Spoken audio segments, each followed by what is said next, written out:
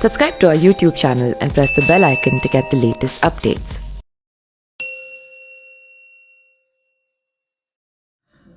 हमारे हिंदू धर्म के कई शास्त्रों में इस बात का वर्णन मिलता है कि भगवान विष्णु क्षीर सागर यानी दूध के सागर में शेषनाग का सैया पर आराम करते हैं, पर असल में देखा जाए तो हर तरफ विशाल समंदर नजर आते हैं जो दूध के नहीं बल्कि खारे पानी के हैं।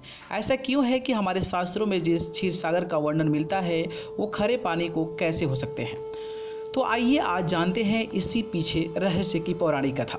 मान्यताओं के अनुसार महाराजा पृथु या के पुत्रों ने जब समुद्रों का निर्माण किया था तो सातों समुद्र मीठे और दूध जैसे द्रवों के थे।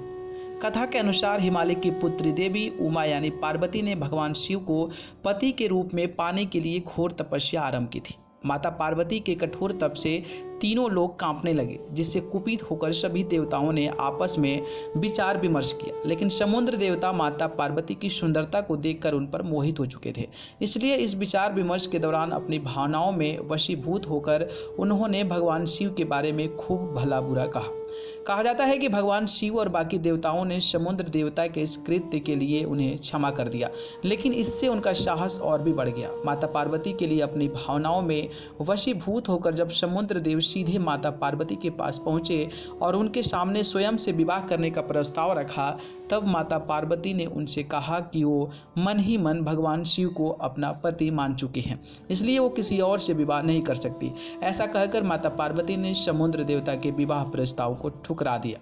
माता पार्वती द्वारा विवाह प्रस्ताव ठुकराए जाने के बाद समुद्र देवता के क्रोध की कोई सीमा न रही और उन्होंने घमंड में चूर होकर भगवान शिव के बारे में बहुत ही बहरा बुला सुना दिया। समुद्र देवता ने माता पार्वती से कहा कि उस शमशान निवासी अघोरी में ऐसा क्या है जो मुझ में नहीं है।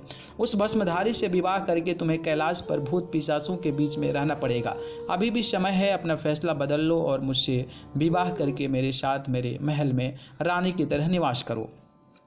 समुद्र देवता ने माता पार्वती से कहा कि मेरे समुद्र दूध और मीठे जल से भरे हुए हैं, इसलिए मैं तुम्हारा पति बनने का अधिकारी हूँ। समुद्र देवता के इन कठोर वचनों को सुनकर आहत हुई माता पार्वती में समुद्र देवता को श्राप देते हुए कहा कि जिस मीठे जल और दूध पर इतना अभिमान है वो जल खरा हो जाएगा। इस पौराणिक कथा के अनुसार कहा जाता है कि माता पार्वती के श्राप के चलते ही समुद्र का पानी खारा हो गया था। न्यूज़ रूम से अमेजिंग वर्ल्ड की report. Subscribe to our YouTube channel and press the bell icon to get the latest updates.